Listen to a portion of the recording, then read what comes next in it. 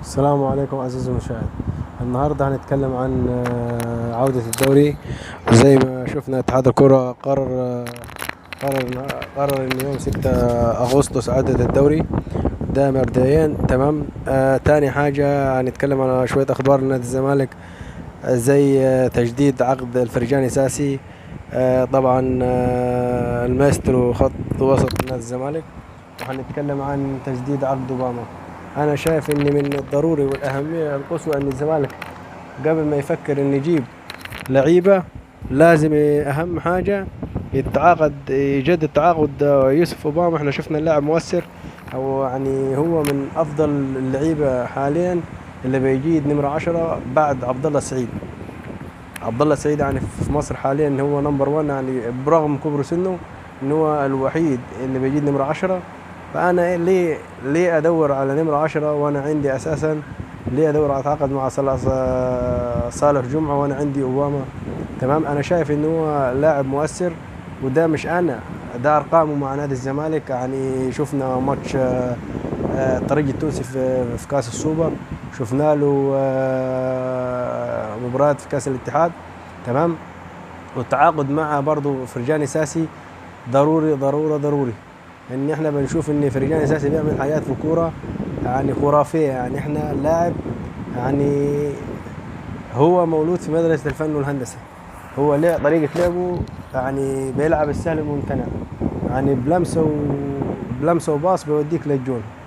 تمام. دي انا شايف ان اولويات مجلس اداره نادي الزمالك، ان هو قبل ما يفكر يجيب صفقات ثانيه غير اللي جابها دي، ان يتعاقد مع فرجاني ساسي ويتعاقد مع يوسف اوباما. تمام. ده مبدئيا. هنتكلم بعد كده عن اتحاد الكوره قرر تغريم احمد الشناوي حارس نادي الزمالك، ان لازم يرجع ال 8 مليون جنيه بتاعه نادي الزمالك بالايقاف. يعني لو ما رجعش، طبعا عايزين عارفين القصه بتاعت الشهيره، ان هو خد مقدم تعاقد من نادي الزمالك 10 مليون ومش عايز يرجعه. اتحاد الكوره قرر ايقافه حين سداد مبلغ نادي الزمالك. تمام. زي ما شفنا طبعا قرارات مجلس اداره اتحاد الكوره بعوده الدوري يوم 6/8 الشهر الجاي. وكانت الصدمه امبارح لجميع الفرق المصريه اصابه 18 لاعب من نادي الانتاج الحربي والكابتن مختار. تمام. بخلاف 2 لعيبه من نادي الاسماعيلي، لاعب من النادي المصري، بخلاف محمد كوفي لاعب نادي سموحه. تمام. دي اللعيبه عن المصابه، يعني بتتكلم في حوالي 25 لاعب مصابين بفيروس كورونا. المسحه الرابعه بتاعتهم اثبتت ايجابيه. تمام.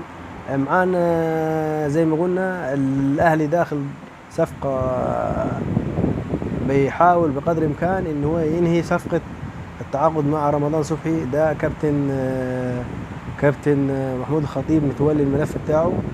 هو برضو عايز يخلص الصفقة، يحافظ عليه.